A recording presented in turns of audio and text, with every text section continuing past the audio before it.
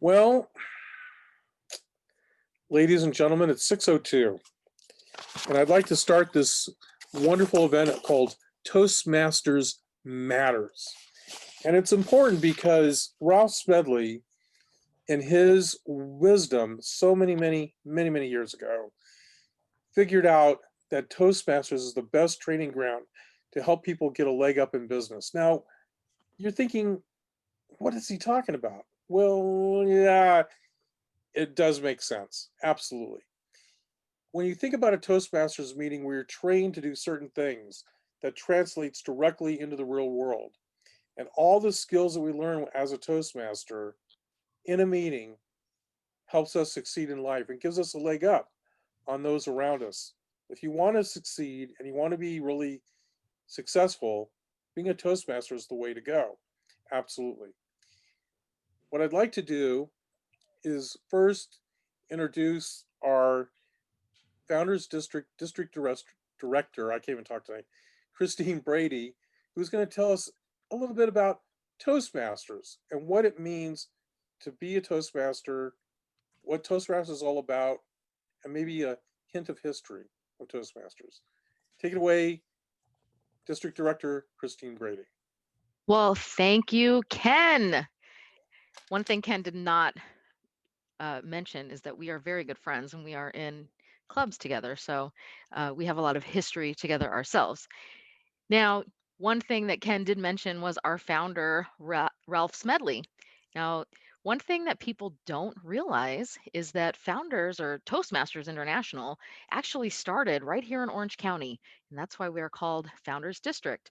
In 1924, the very first club was formed by Ralph Smedley at the Santa Ana YMCA, and that is Club One. And interestingly enough, Club One still exists, and we do have members from Club One here in the audience, particularly our Division C director, John Breb.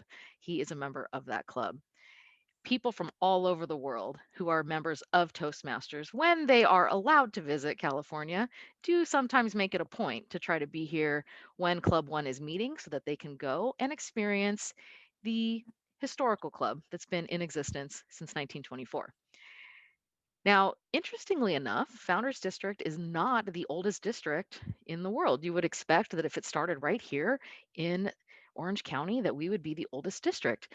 But back in, I believe it was 1944, when the district was splitting, it got too big to manage as one district. And so they went to split, and there was a little tiff about who would get to be District 1, because District 1, that seemed like a big deal. We had Club 1, we had District 1. Well, Los Angeles County won the right to call themselves District 1, and Founders District became Founders District. We're the only district in the world with a letter designation, that's District F. And the way that they determine where Founders District is wherever Club 1 sits, that is where Founders District is. Now, some other interesting facts about Toastmasters, it has grown. So it's called Toastmasters International. It's not called Toastmasters Southern California. But today we have over 364,000 members all over the world, and we are in 145 countries. And if you think about that, about the fact that all over the world, at any time of day, people are participating in a Toastmasters meeting. Another interesting fact is that in 1973, that's when they officially admitted the first woman to Toastmasters. So, us women have a lot to be proud of that we are actually part of the organization. And we do take good advantage of that, I believe. Now, what is Toastmasters? So, fine, we have members all over the world, right? Well, what is it? Well, Toastmasters is a place where people can come and practice their public speaking skills. And we do that in a club environment. Now, the ways that we practice public speaking, there's three different elements to every club meeting. There are table topics. That's where we practice our impromptu speaking. You're posed a question and you have 1 to 2 minutes to answer that question. And while you're providing that answer, you're actually forming a little mini speech. And some people think, well, that sounds terrifying. But you know what? It's absolutely necessary because we do table topics all day, every day. We do it at work when our boss asks us a question. We do it at home if our kids are asking us something and we're like scrambling to get that answer that's the most appropriate to give them. We might do that with our friends. So, thinking about being able to practice those skills is really, really important. Another skill that we actually practice in Toastmasters are prepared speeches. So people are working on formal projects where they're practicing things like their vocal variety, how to research and deliver a speech, how to, use slides. Actually, there are specific projects that were developed way before COVID that deal with having online meetings and how to host an online meeting. Here in Toastmasters, we have become experts at hosting online meetings. The final thing that we practice in Toastmasters is evaluation. And that's where our prepared speakers are given an evaluation of their speech. And they are given ways that they can improve for the next project, but also things that they did really well. And the evaluation, even though it is strictly delivered to that speaker, everybody in the club who's listening can gain something from that evaluation. You can hear little nuggets and think, oh, I can apply that to my next speech. So that's very valuable. And I will tell you also that we practice evaluation every day in our normal life. At work, we might have to give some feedback to our coworkers or maybe to our the people that work under us who we manage. We have to know how to deliver that evaluation in a good way. We also frequently deliver evaluations to our family, to our spouse, or to our kids. We have to give them those, little ways that they can maybe participate a little nicer in the family. And so in when we practice our Toastmaster skills, we can definitely apply them all over work and home. Now, why is this important? Well, when we're practicing our public speaking skills in a Toastmasters club, I like to think of that as the learning lab of life, right? You don't want to be practicing your public speaking skills when it matters, when you're giving a big presentation in front of a large audience where maybe your boss is going to see you and maybe your next promotion is going to be riding on that speech. It's so much safer to practice all of your speaking skills in this Toastmasters Club environment. It's very, very important, I think. The other thing that we realize is as we're speaking to people and delivering our table topics and our speeches, we are having a lot of fun and we're getting to know each other. And you might find you have some commonalities with people that you never would have expected. Now, one thing that COVID has done, one positive thing, is we've actually had a few events where it's been 24 hours of Toastmasters, and districts around the world have sponsored, 2-hour time slots where they've had meetings, and people from all over the world would come. And I think one of the best parts of that is that as you listen to people speak, you realize, oh, you know what? People on the other side of the globe, they do exactly things that I do. They get up in the morning and they enjoy a cup of coffee. They have a job, they have a family, they enjoy a lot of the same hobbies that I enjoy. So it really makes the human experience just so much better because we notice our the ways that we're the same instead of what our differences might be with people all over the world. Another fun part is I could travel anywhere in the world once I'm allowed to. Once I'm allowed to travel, I can go anywhere in the world and I can get in contact with any Toastmasters club and they would welcome me with open arms and say, come visit us. I would immediately have friends. I've heard stories of people being driven back to their hotels by people so they didn't have to take a cab. They've gone to dinner. And just think about that, that anywhere in the world, there are groups of people that would welcome you with open arms. So, yes, Toastmasters is a place where we can work on our public speaking skills, but it's also a place where we can make friends. It is the learning lab of life. I like to think of it that way. And it is just, it's an organization that brings a smile to my face. And I hope that at some point you will join a club or maybe be like Ken and I and be in 3 and 4 clubs and just find that Toastmasters experience really enhancing your life. Ken. Thank you so much, Christine. Yes, a nice overview of everything that goes on. And it's really amazing when you think about the value that Toastmasters brings to you as the individual and how you can gain so much from the experience. She gave an overview of the whole thing, but we're going to take a deep dive into what some of these specific topics are and how they affect you and how you, as a Toastmaster, can benefit from learning these wonderful skills. But one of the things that happens in Toastmasters is you learn how to be more confident. You learn how to be more communicative and better at communicating. and that translates to success. We have something in Toastmasters called Toastimonials, or success stories, if you will. And tonight we have a few folks who are going to talk a little bit about how they have found success in life with their Toastmasters experience. Our first one is a young lady. Her name is Kelly Modikeff. She is the current Club Growth Youth Leadership Chair for the Founders District. And let me just quickly explain something. We are in the Founders District. We're in a region. We are in a country. Toastmasters International, there's districts and regions. It's all very well defined so that there's help for you at every step of the way. We're going to talk a little bit more about that as we go along, as we go. But let's hear from Kelly. And Kelly, tell us, how has Toastmasters helped you find success? Thank you, Ken. Imagine your job performance review. You sit down across the table from your boss. You're expecting a rave review, a promising review, something positive. Of course, you're also expecting some constructive criticism. You know it's coming. But you hope overall it's going to be amazing because you think, I've done a great job so far. I think I might deserve a raise or promotion coming up. You sit across from him or her, a little nervous, not knowing what to expect.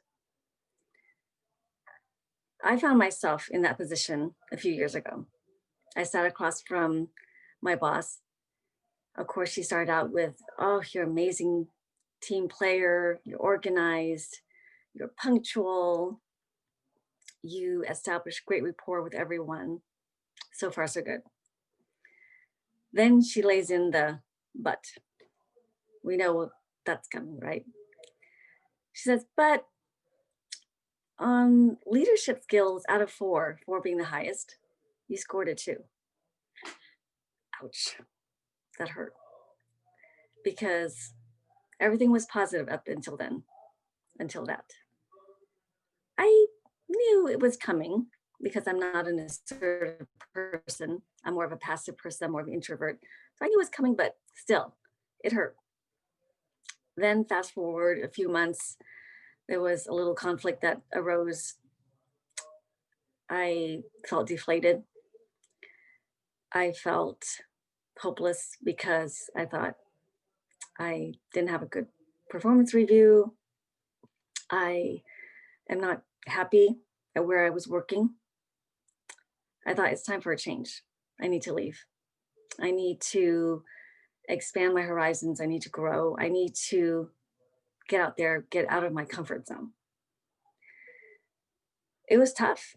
It was tough because I didn't want to do that. I felt very deflated. I felt I didn't have enough confidence to do that. I had low self-esteem. Basically, I did a little self-pity party. But then I thought, okay, I have 2 choices. 2. Either I sit in here and wallow in pity, or I get back up on that horse and figure out something positive and make a change. Of course, I chose the latter. That's why I'm here. Yes, I did throw myself a little pity party just for a little bit. But I thought, what can I do? What can I do to improve my lot? Then I thought, well, I would like to be more assertive. I would like to be more confident. What can I do? Well, I could take a public speaking class. I thought, okay, public speaking class, online class, that would cost me maybe $500 a class. Ooh, that sounds like a lot. Then I thought, I wonder if there's a meetup group that meets and talks about public speaking, right? How to improve in public speaking. I went on meetup.com, found Toastmasters. I thought, Toastmasters? That sounds familiar. Why does it sound familiar? Because I was in a youth leadership program in middle school, Toastmasters. I was one of the best, of course. But I thought, oh my gosh, that's amazing. They're still around. I learned so much when I was in middle school, just that 8-week program. I thought, surely the adult course must be amazing. I found my club. I went. After one meeting, I was sold. I thought, this is it. I found what I was looking for. I found a club that was supportive, encouraging. Every meeting was phenomenal because I was having fun. I was learning. I made friends. I became more assertive, more confident. My self-esteem went up. I told everyone, I said, I know it sounds like a mini cult, but it truly is amazing. You have to join Toastmasters because it has changed my life. It has changed my life in small ways and in large ways. How has it changed myself in small ways? Well, for example, I am more assertive. I can just start a conversation with someone at the grocery store line and be comfortable. I have found that I can talk to coworkers, my superiors, anybody. I can talk comfortably. Not only that, but I have improved in, of course, my leadership skills. No more 2 out of 4. I think I am a 4 at least. But it's interesting, even in leadership, when we think of leadership or when we think of leaders, we think of someone who's authoritative or dictatorial, bossy, someone who's a biatch or D-I-C-K. I thought, that's not me. I'm not that kind of person. How could I be a boss? I'm not mean. I can't be like that. How am I going to be a leader?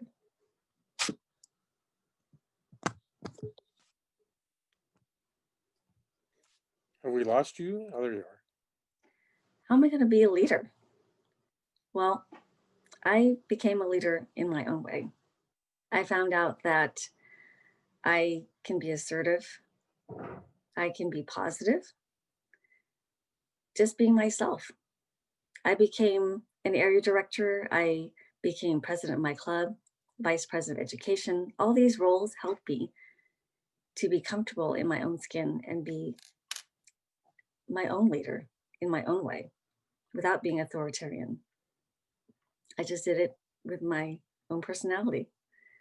I became comfortable with who I was. I became confident.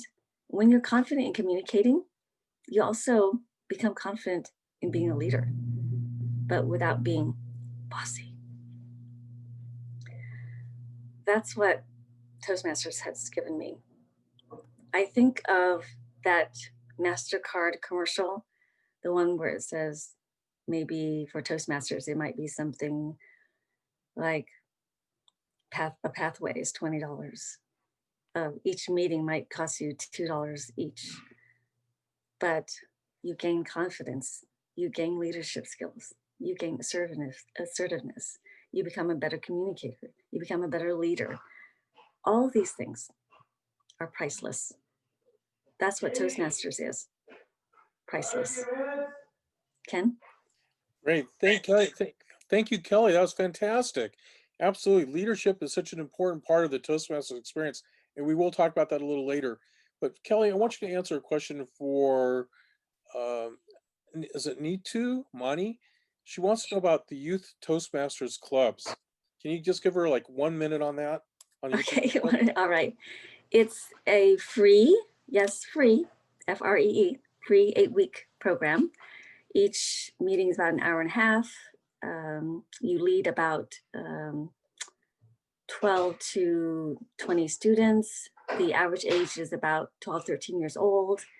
It's basically a mini Toastmasters session, a mini version of what we do as adults.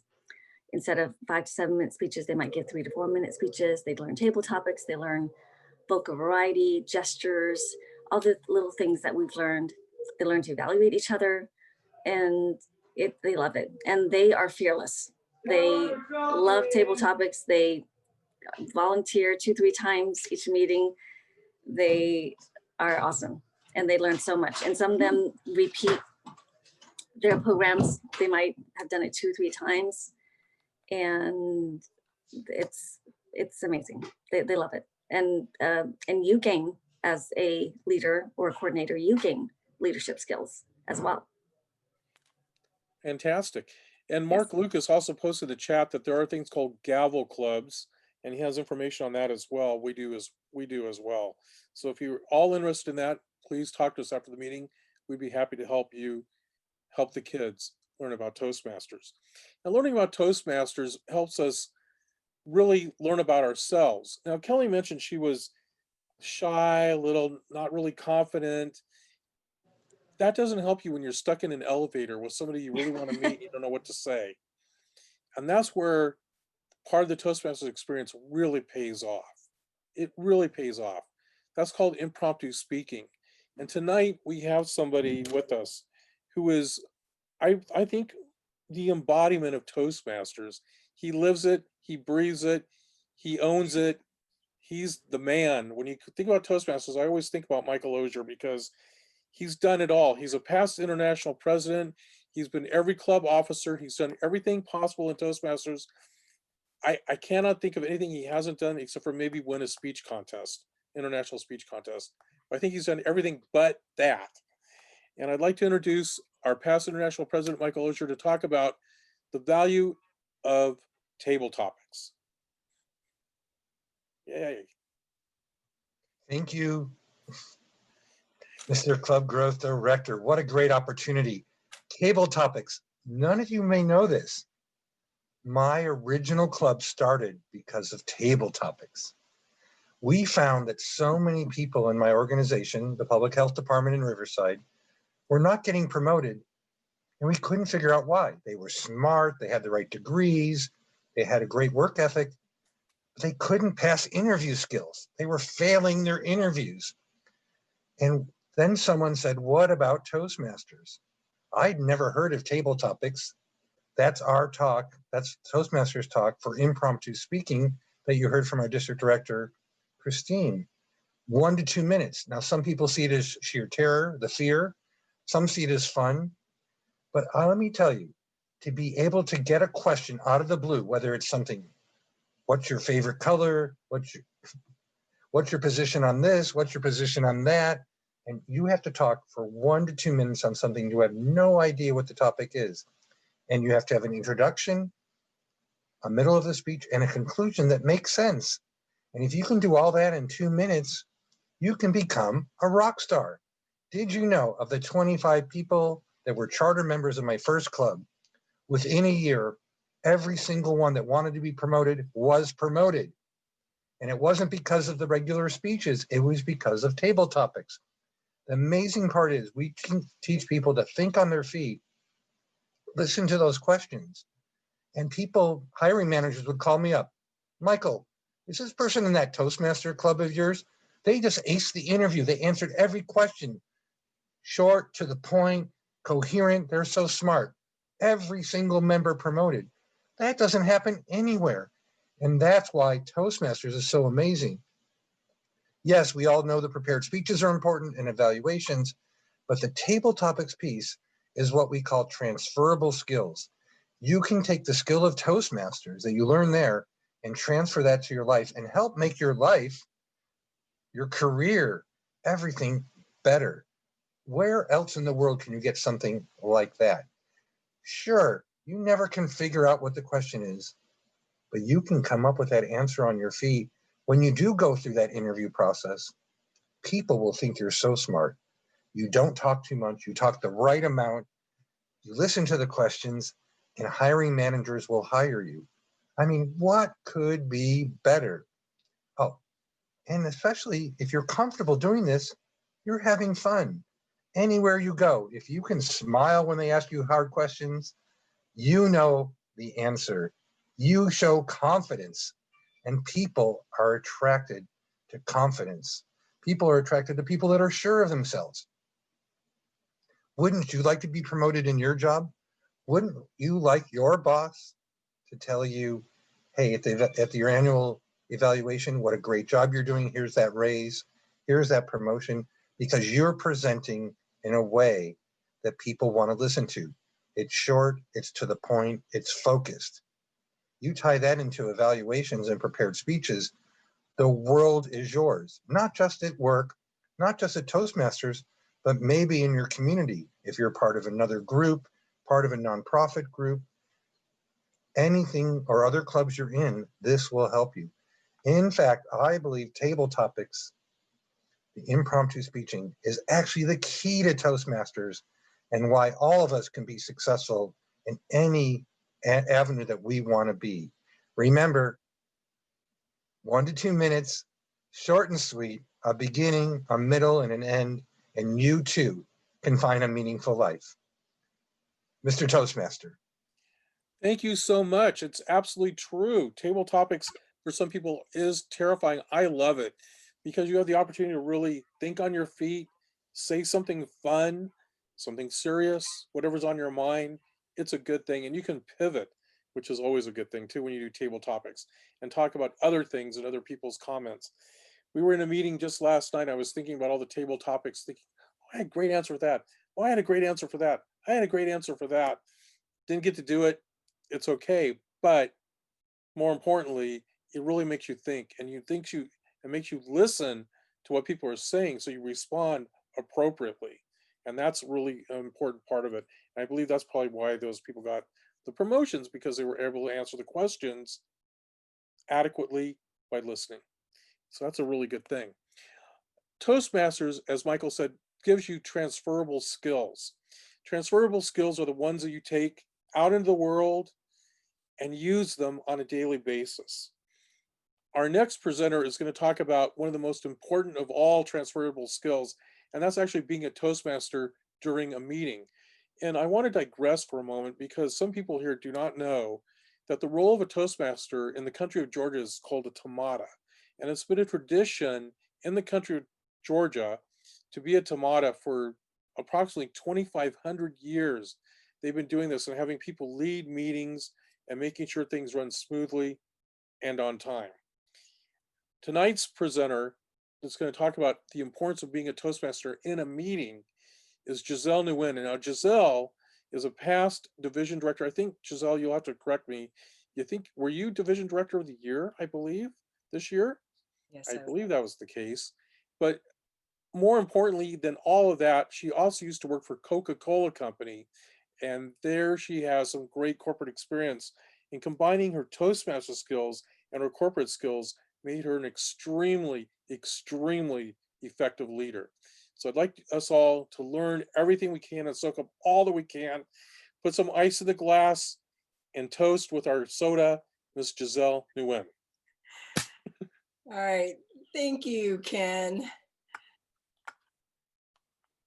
I have to say that originally, when Ken gave me the opportunity to speak and share a few thoughts with you today, I have been preparing a speech about running a meeting, why and how, and to be on time. And now I'm seeing all of you, and I'm going to practice what Mike Ozier just talked about, the skill of speaking in an impromptu manner. And this is what I'm going to do with you here, because I'm shifting gears a little bit to this new topic that Ken has just asked me to talk about. And just before we get started, just by a show of hands, may I just see how many people are Toastmasters? Because I recognize many of you.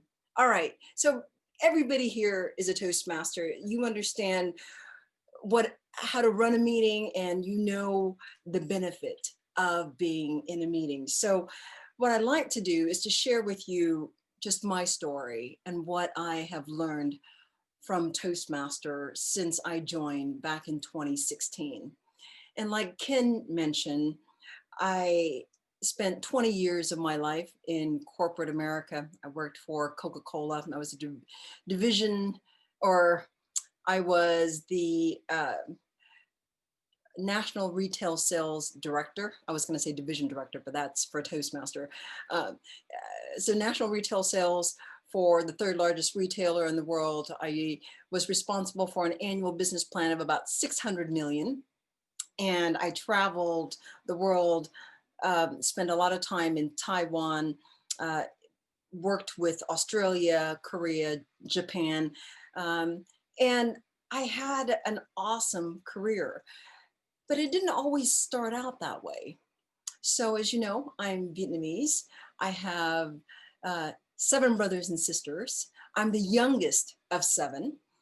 And as the youngest girl of 7, I didn't have a lot of authority growing up. I didn't have a lot of saying, right? In anything that was going on around the house, including chores. I was left to do all the things that my brother and sisters did not want to do. And as a young, highly sensitive, hyper empathic child, it really affected me because, you know, I was a girl and I No, I was don't living see in it. an Asian Oh, thank culture. you, brother. Somebody speaking? All right. So I was living in a Asian culture that was very hierarchical, and it was masculine, where my brothers and my older brothers had a lot more authority and just more control over what was going on in our family. And everything was communal instead of in the American culture, everything is individual, right? And so there was a lot that I had to deal with just growing up because I was in this culture that caused me to suppress my feelings and my emotions and my ability to speak. And when I started school and work, I had to really deal with a lot of issues of because I was suppressing my feelings and my emotion and my ability to speak for so many years that it took a lot for me to speak up. And when I was at Coke, I was asked to run a meeting. And that meeting was a really important all hands meeting where we have 300 managers from across the country show up for this meeting. And I was the Toastmaster, right, of this meeting and the host. And I just panicked. I remember flying into Atlanta. They were having a historic storm. My flight was 4 hours delayed. We had to drive 2 hours to the hotel in northern Georgia. And the road was so windy, I got sick. And by the time we got there, it was midnight and it was 3 hours ahead. So, you know, by 6 o'clock in the morning, Eastern Standard Time, it was 3 o'clock our time in Pacific Coast. And my schedule was completely out of whack. There was so many things that was wrong. But then after that meeting, I learned that I needed to work on my public speaking. I came back from the meeting, I joined Toastmasters. And what Toastmaster has taught me just over the last 4 years is that I have the courage to stand up in front of a large group, command the audience, and to share my creativity, to share my ability to think critically about a topic. And I could share what is inside of me that I feel passionate about. And the people that I meet in Toastmasters are so encouraging and they're so authentically real because they are also focused on developing themselves. And so when you're in a room, in a meeting with Toastmasters, you can't help but feel energized.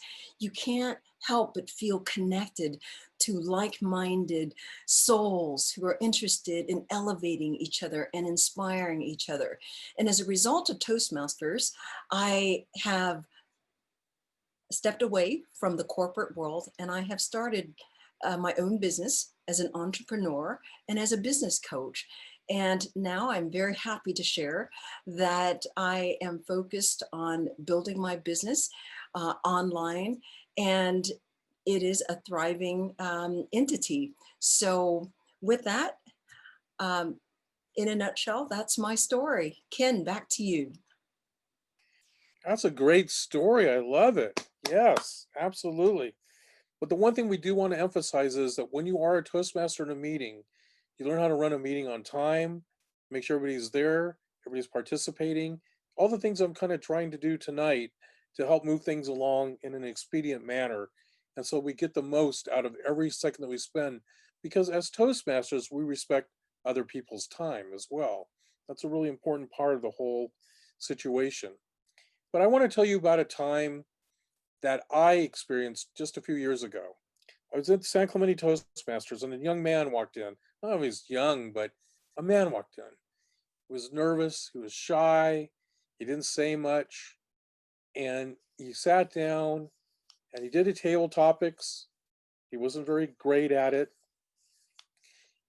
but he said, I need to make a change. And he joined the San Clemente Toastmasters. And boy, what a change.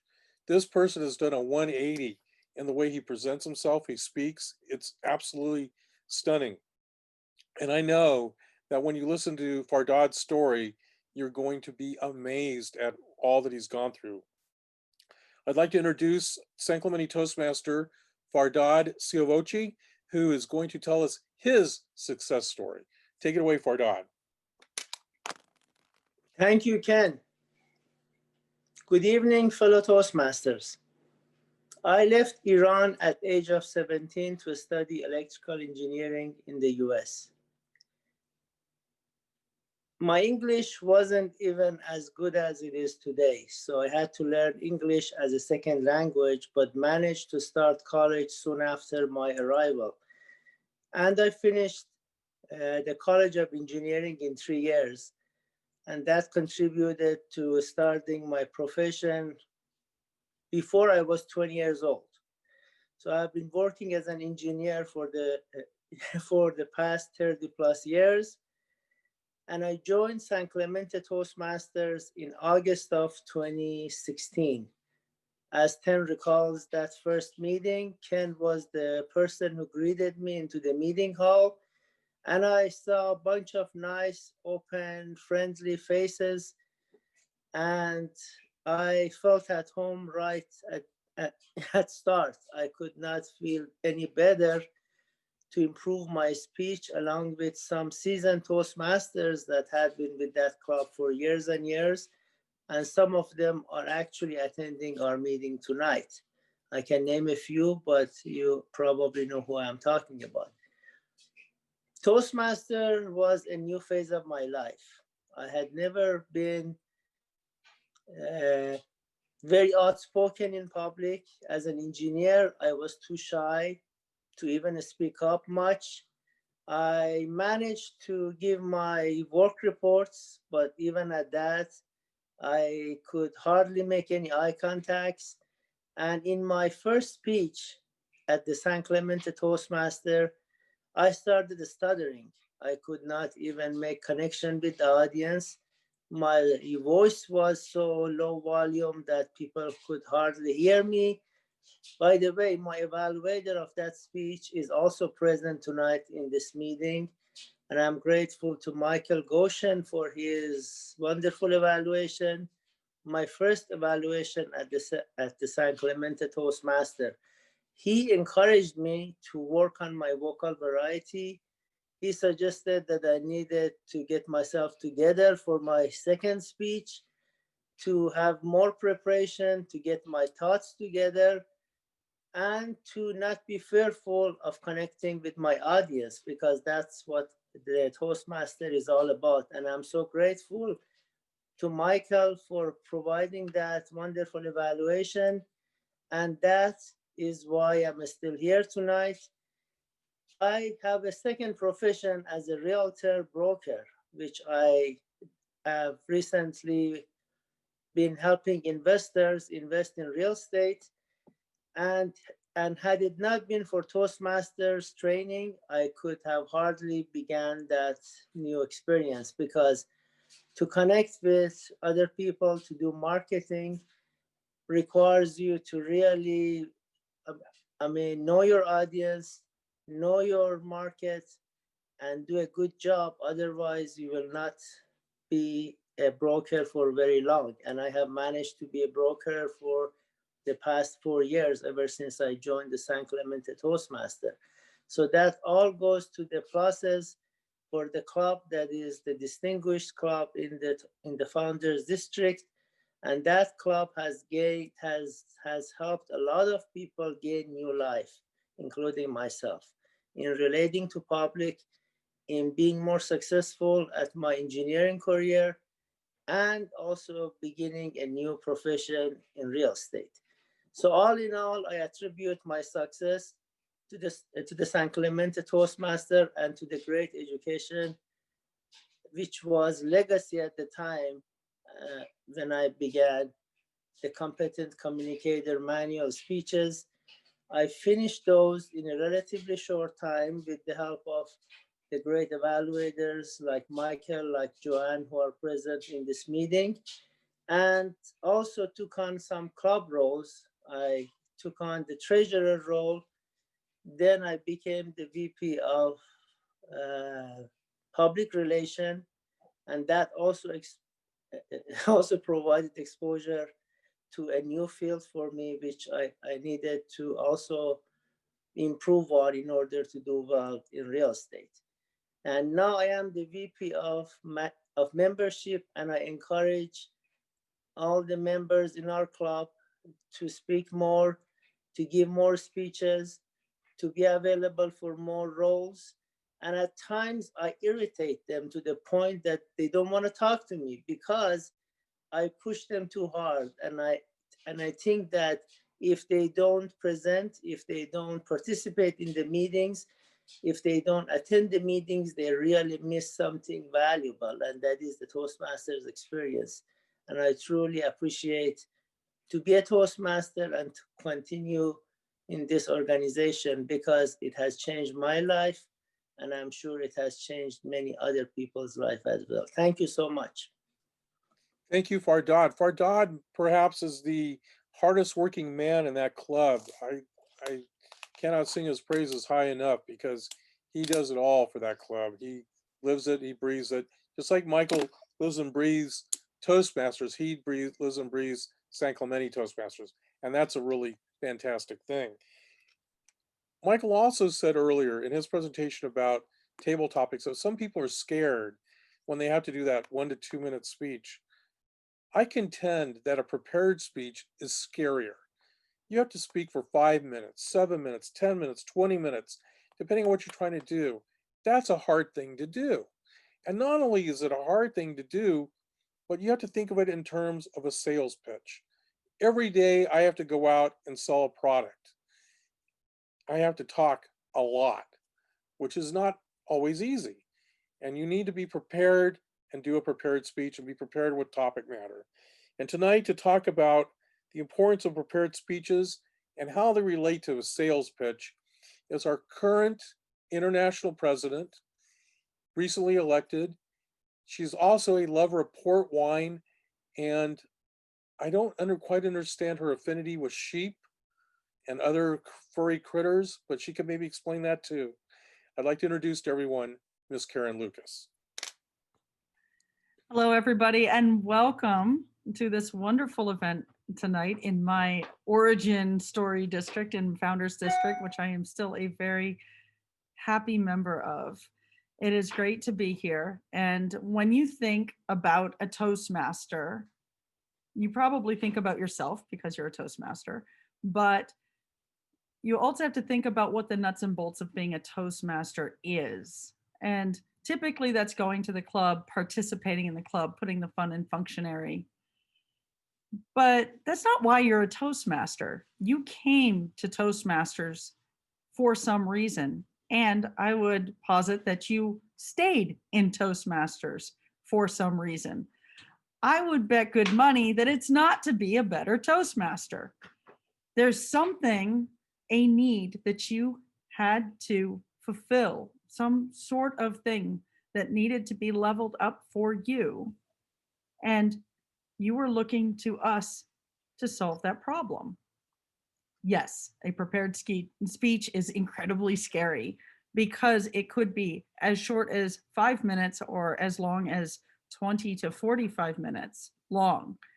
Cheryl Rausch is infamous for saying, you can find a new audience easier than it is to craft a new prepared speech. As the matron saint of accredited speakers, she does have some valuable experience in that. When you're preparing a speech, you have to organize your speech in a logical sequence. You have to have that opening, the main points, and the summary. You need to practice, you need to rehearse. And on top of all of that, you have to become familiar with whatever your stage is. Are you on site? Are you online? Are you familiar with your box, and how exactly is that going to look? If you're talking about something that's patriotic, do you have the right background for it? Are you setting your stage? Do you know how to do that in whatever format you are delivering your message in? Is it a chat? Is it just a Starbucks and something that's coffee related versus the port wine that I love so much? So you have to consider those things. You also want to be comfortable. I'm very comfortable in what I'm wearing and my environment. I do that on purpose so that I can be put at ease in order to deliver a message to you. And of course, visual aids are important so that people can actually get the memo of whatever that prepared speech is. In the Zoom room that we are all sharing, it's really important to have visual aids, and they all mean very different things. They can be something as simple as welcome if you're trying to be a smart aleck, or it could be something maybe as something to lighten the load in terms of what your perspective is. For example, if I'm talking about how precious time is, then this is something that I would use. There are all sorts of ways that you can use visual aids to your benefit. And these are the things that you think about when you do a prepared speech. The thing that you really need to take home, though, is that no matter how prepared you are, you have to consider the caveat of a transferable skill. Is what you're learning in Toastmasters directly related to the transferable skill you need outside of Planet Toastmasters? That is the critical success factor for you to get the value out of our program that we try to deliver to you. This is what keeps your program quality director up at night and your vice president of education. Ultimately, if you look at the sales pitch and what a sales pitch is, that's what matters most. I'm going to pick on somebody who shares my last name. Mr. Lucas, justify your existence. Why are you converting my oxygen?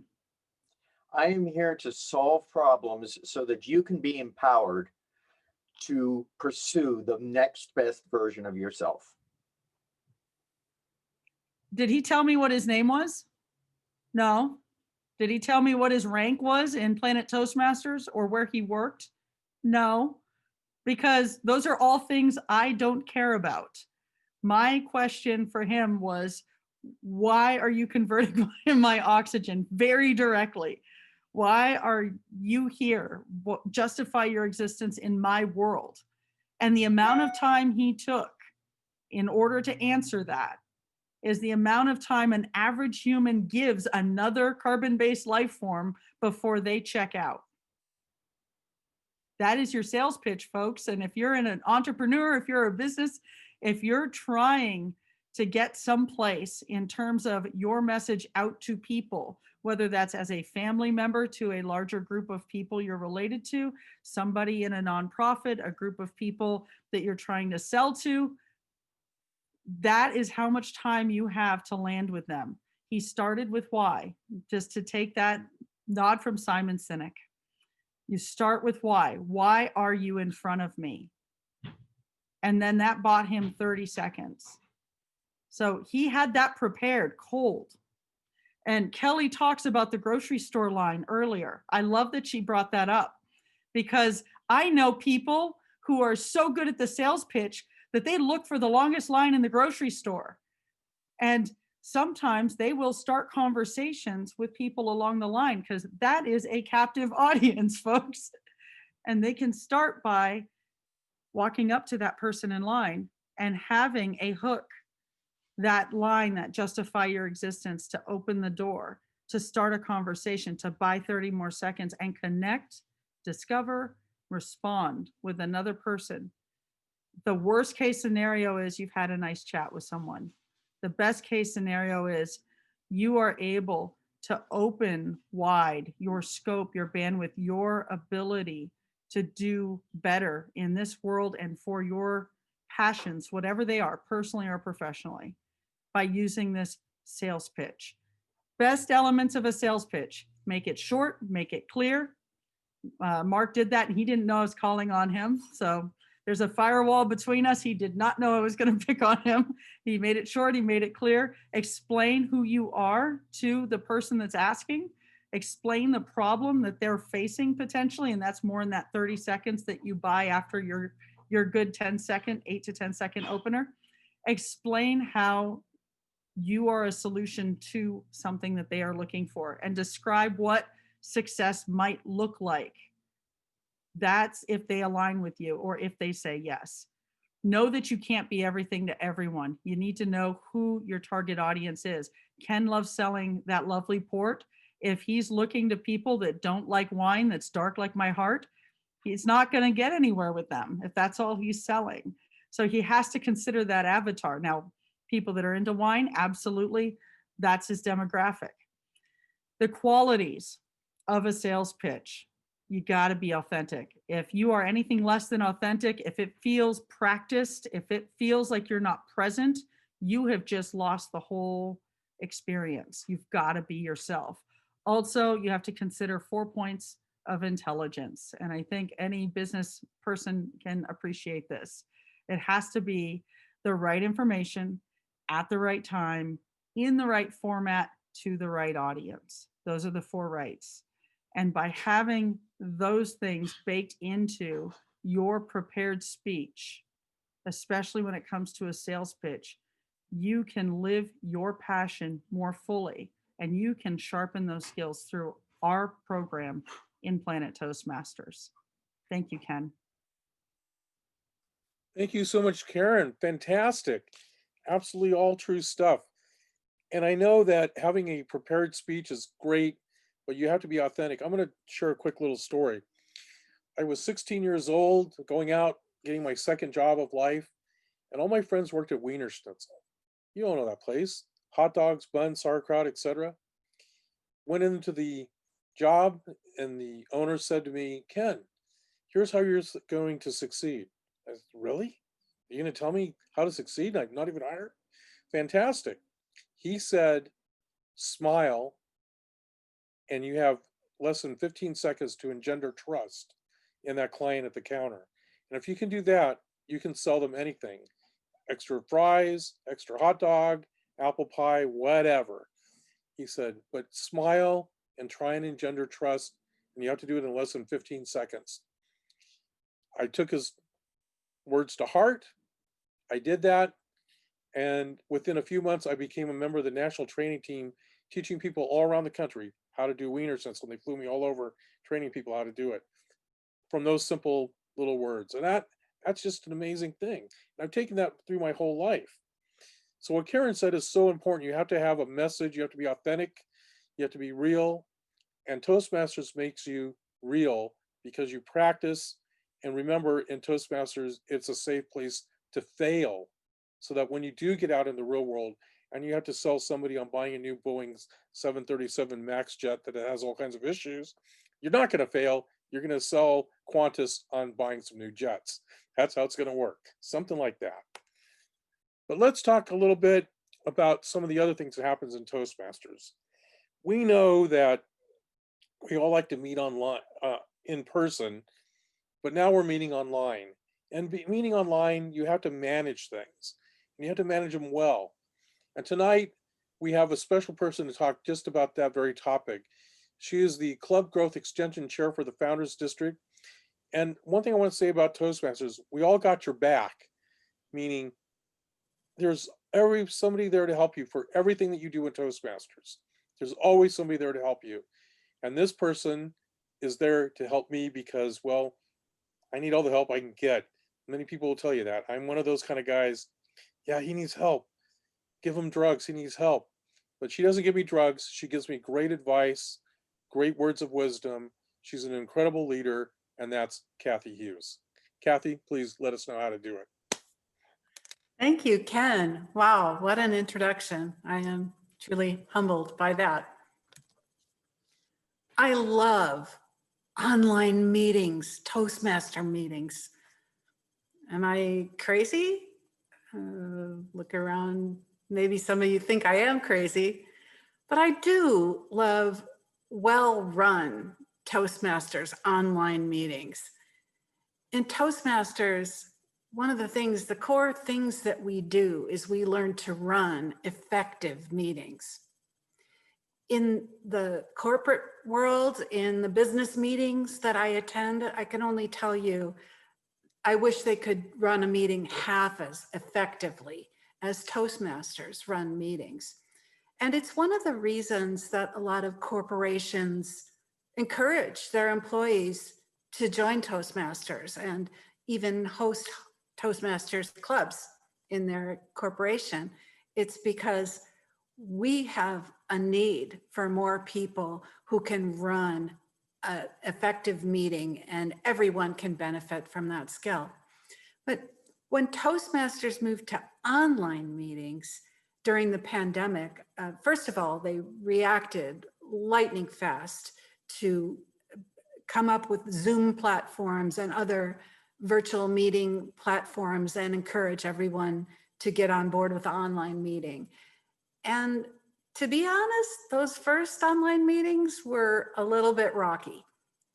And yes, you know, we are not the same in an online meeting as we were in a face-to-face meeting.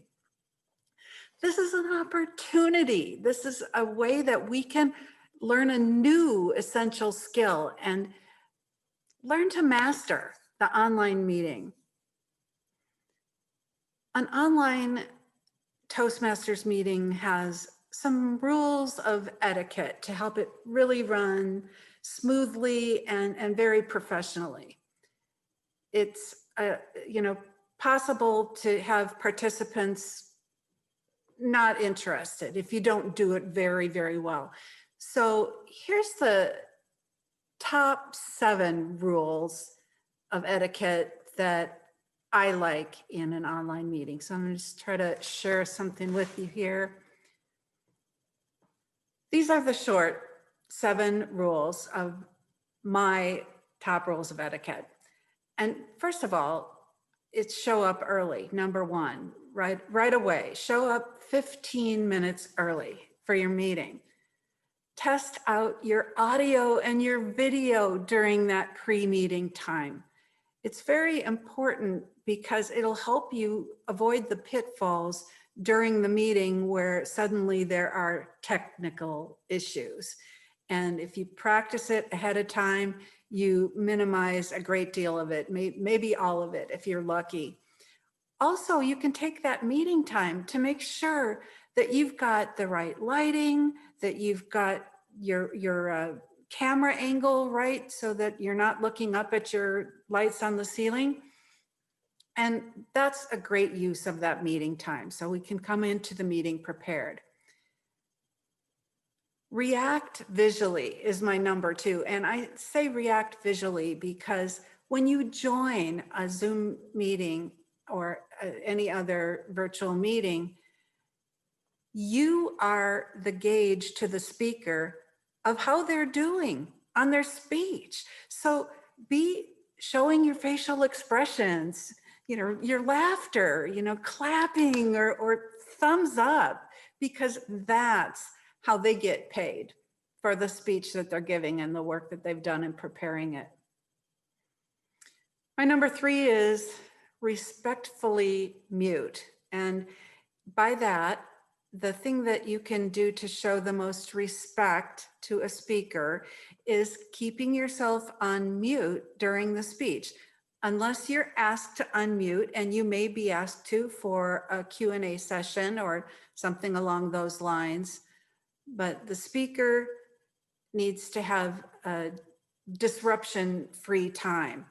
You may have a tech master assigned to the meeting that will help to listen for that barking dog or just some other noise disruption and mute the unintentional offender there. It's a great thing to see a speaker uninterrupted, and everyone in the meeting will enjoy it more so. Now, number 4, I put agenda and be ready.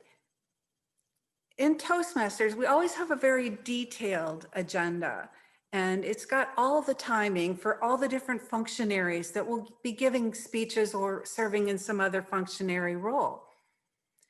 So if you have a role in the meeting, look at that agenda and be sure you know what time you're on and who you follow, so that you can be ready with your finger on the unmute button right away with no disruption of the flow. Nobody likes to hear the "you're on mute," because it's kind of a coined phrase of 2020. Number 5, I wanted to bring up that guests may be invited to speak. And going along with the idea that people should be prepared to unmute as soon as they're called upon to speak, you know, Toastmasters meetings, we like to involve everyone in the meeting with some kind of a speaking opportunity. And if you come as a guest, as Michael Ozier told us about, you might have an opportunity to be invited to speak in table topics. And that 1 to 2 minute of impromptu speaking, that's a wonderful way to get those first time speaking nerves out of your system right away. Then you join the club and you've already got a little bit of experience under your wings. So practice finding that mute, unmute button, even if you're a guest, because you might be invited to speak. Number 6, I just have to talk about recognition. Recognition is possible in a virtual meeting. Recognition and celebration of member successes, member achievements in the educational program, it's so important. People take pride in that accomplishment, that they have completed a level of a path in their journey to become more proficient at speaking.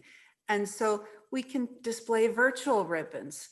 We might have ribbons that we could physically hold up as well. And it's very good to have that recognition. It's what keeps people going and keeps people in Toastmasters. I am moving on to my very last rule of etiquette here, and most important, have fun. There's all kinds of ways to have fun in a Toastmasters meeting. We don't have to be face-to-face to do it. Sometimes we have fun virtual meetings where we have a theme of the day and people dress up. They put on funny hats, or they have costumes, maybe some interesting virtual backgrounds, or props that you can use to tie in with the theme of the day. So those are some top 7 tips of etiquette for an online meeting so that you can really manage an online meeting effectively. It's a short list. I want to tell you, I have a question of, do you know what I love most about the well-run online meetings? It's when a guest is at the meeting and comments at the end of how well organized and well run it was. So yes, you can be in a club that has an effective and great online meeting. If you haven't visited a Toastmasters club, you should definitely come visit us online at any number of the clubs. In fact, try out a few. I'm not crazy. I do love a well-run online Toastmasters meeting. And so will you. Back to you, Ken. Thank you so much, Kathy. Absolutely. One well-run online meeting. Now, Kathy didn't mention, but she's also spearheading the formation of a new club called, was it passionate pursuits or something. What's it called? Pastime pursuit. Pastime pursuits. Thank you. And you can be a charter member of this You can be club. a charter member of this club. Absolutely. Advanced club. Advanced club. If you're already in a Toastmasters club, you can join this one as well and speak about the things that really speak to you and let the other people know how you feel about things. Well done. Well done. I love it. And be on time. Such a critical issue for taking your Toastmasters experience. If you're not on time to a meeting and you're late, it doesn't look good for you in a business meeting. Same thing in Toastmasters. I, however, perpetually run late because I always have to lug a lot of stuff with me. Now, before we get to our next speaker, I want to say that he himself sent me a little chat, and he said that I was very wrong about something, that I gave both Michael Ozier and Karen Lucas promotion. See, I have this crystal ball, and I know these people, and I know what's going to happen in the future. Not this year, maybe not next year, but perhaps in the next 5 years, because they're both international directors, not international presidents. I get it a little wrong sometimes. I apologize to everybody about that, but let's be clear that they are indeed superstars in the world of Toastmasters. And so is our next presenter. And he is also a superstar because he's the only one who did what I asked, the only one who sent me an actual intro. I love it. Are you ready?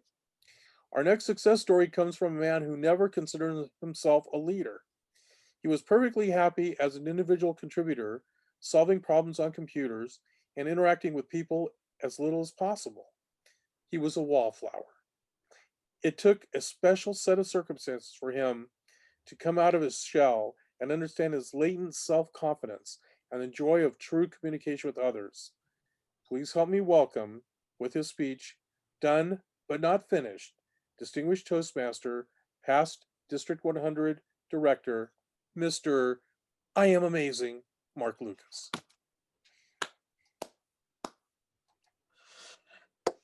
Thank you very much, Ken. I joined Toastmasters in 2012, not to speak better, not because I was looking for leadership. You see, in 2012, I was just recently divorced, had some spare time on my hands, and this pretty good-looking young lady asked me to a Toastmasters meeting. Now, I had no idea what Toastmasters was. I sat down in a room in the back, in the furthest chair I could find. They still got me up for a table topics question and talked me into joining because I wanted to hang out with Karen. She was pretty awesome, and if this was my venue to spend time with her, then that's the venue I was going to take care of. Understand, it took me 3 months to give my first icebreaker speech.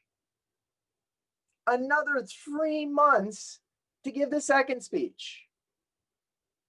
I kind of got rolling on the speeches.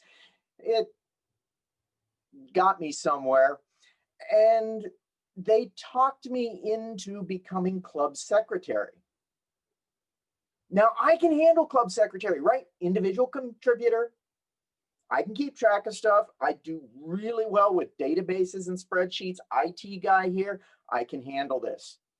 And sure enough, I was an awesome secretary. I did a great job, got lots of kudos.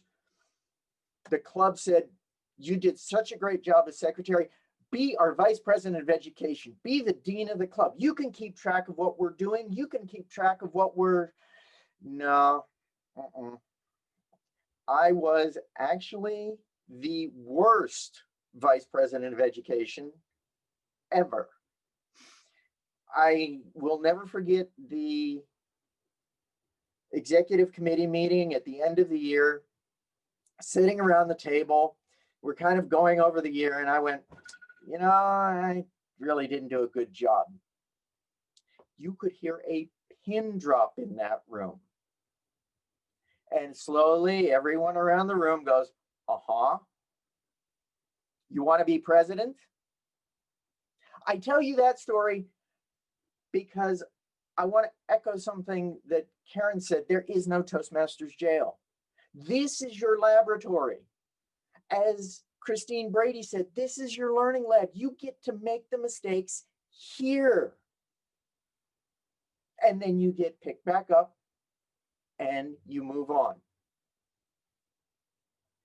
Now, move a couple of years down the road, we met this crazy guy, Michael Osier, who had this great philosophy of say yes and figure it out. Okay, well, we came up with this great idea. We were coming into contest season. All right, we can see what we can learn. If somebody asks us to do something in a contest season, we'll just say yes and figure it out. Well, I see John Barry in the room. He might remember this contest season. John was everywhere in these contests in Founders District, and so were Karen and I. 52 contests later, we came in from the last contest. We walked into our bedroom, shut the door, and I said, I'm done. No, wait, I didn't say it quite like that. I'm done. I'm done. I'm done. I'm done. I'm done. I'm done. Done. Done. I haven't learned a thing. 52 contests, 8 weekends, all shot. I didn't learn anything. I quit. I'm done. And Karen was like, okay, but there's this meeting. They have really good food. I'm a guy. Okay, food. I'm a guy. All right, I'll go to the meeting. What is this crazy meeting? Oh, it's just some past district directors and stuff. It's okay. Turns out it was past district directors and governors, Club 407. These folks had been in Toastmasters so long, they had toast coming out of their sleeves. And I was making conversation with these people. Me, individual contributor, back of the room. Oh, and by the way, we were running late. I had my suit on in 2 minutes flat. I had never worn a suit except to a wedding and a funeral before those 52 contests. I can look put together in about 2 minutes. What did I learn? That I actually had self-confidence. I had practiced for 52 contests, talking to people I didn't know, being in front of people I didn't know, and I had a laboratory. Now, here's what I want to leave you with. If you're in Toastmasters, if you're thinking about being in Toastmasters, when you get there, pay attention. Your learning curve will be way faster than mine. And you won't have to be done. You can just figure it out and move on to the next best thing. Mr. Spears. Thank you so much, Mark. Excellent. I want to relate a little story to you, Mark. You're going to appreciate this. My Toastmasters journey, after hearing your speech, I believe now started in 5th grade, not recently as I thought. In 5th grade, I sat in the back of the room with a guy named Trent Vinegar, and we were so bored because the class was so boring and slow that we would talk all the time, talking back of the room, right? But the teacher hated us so much. He goes, oh, you two young strapping men. He would make us stand in front of the classroom doing the iron cross. That's your arms out like this, and each arm holding 1 to 2 dictionaries per hand. 45 minutes if he could do it. Otherwise, detention. That was my back of the room experience. I think you had a much better one. Absolutely. And then Karen had a little sign up. You should never say no in Toastmasters. Always say yes. Say yes to opportunity because it's there. And one of those opportunities that we get in Toastmasters, and I think perhaps the fundamental beautiful thing about Toastmasters are evaluations. Now, these are things, we're not criticizing people, we're not bringing them down, we're giving them constructive criticism on how to elevate themselves, how to make them perform better, speak better, do better in their performance of their work environment. And tonight's presenter to talk to us all about evaluations and the extreme critical component of evaluations and why they are so important is our very own Founders District Division G Director this year, Miss Sherry Horowitz. Sherry, take it away. Unmute. Yes. Is that working? That working. All right. But I've lost my own picture. Oops, I'm sorry. All right. Thank you, Ken. Evaluations. Evaluations to me are the culmination of Toastmaster roles.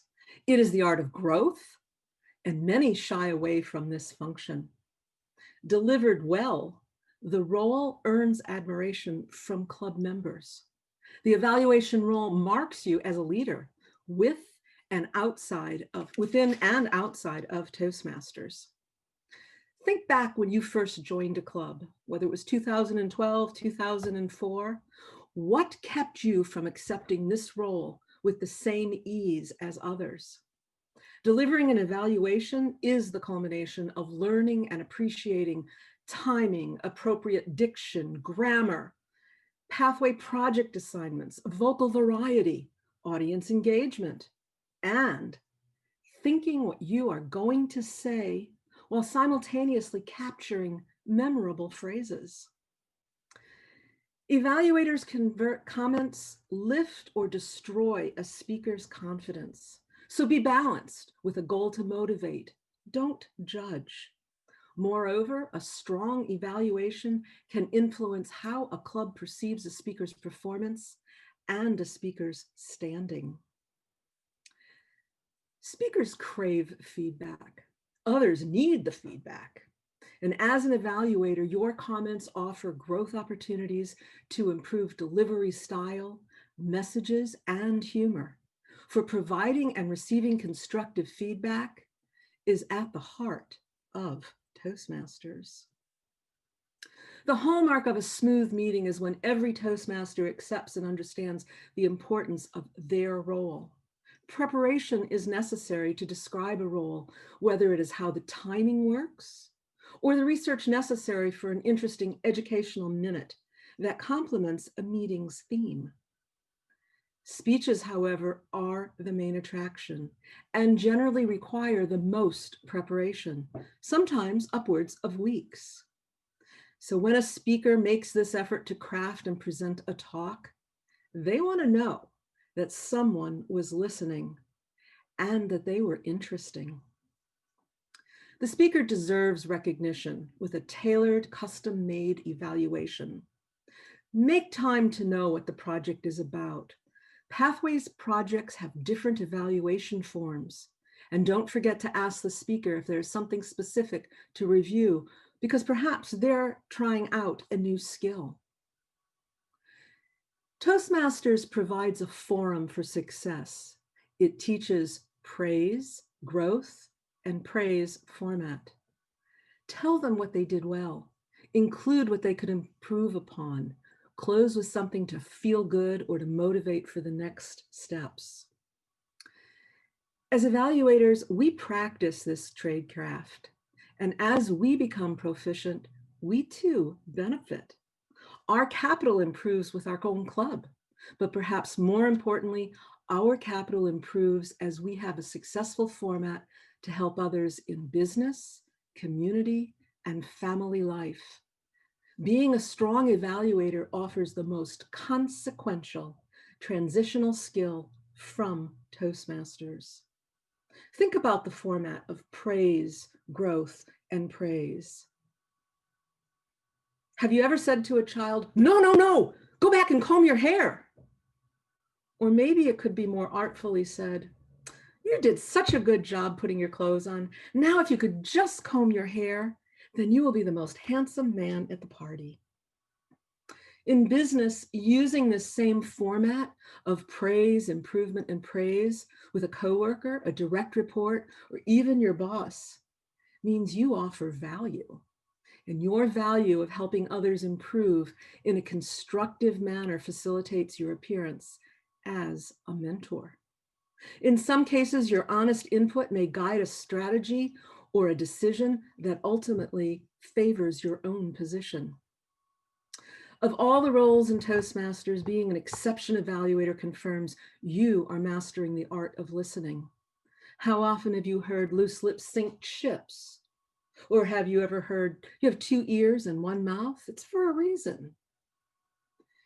Giving a speaker the gift of your attention makes them feel important. Offering feedback is how a speaker grows into a more effective communicator. Let the speaker know you heard what they said and what effect it had on you. I want you to consider these 2 evaluations for the exact same speech. The first may be just too little and superficial. The second hopefully offers you an honest opinion without restating the speech and recommends how the speaker can improve. The first: that was a great speech. You really did a good job with your words, not a lot of fillers. And you talked about something really interesting. We all want to hear you speak again, and soon. Versus for the same speaker, this evaluation: I enjoyed your topic of spaceships. The sound effects were spine-chilling and thrilling. The 3 stories of how Martians came to Earth were realistic and sounded scientific. I suggest when you next speak about Martian visits, maybe cite a scientific source for some added credibility. Overall, I found your speech persuasive. It opened my mind to new ideas. Your call to action left me wanting to hear more. And thank you for an outstanding speech.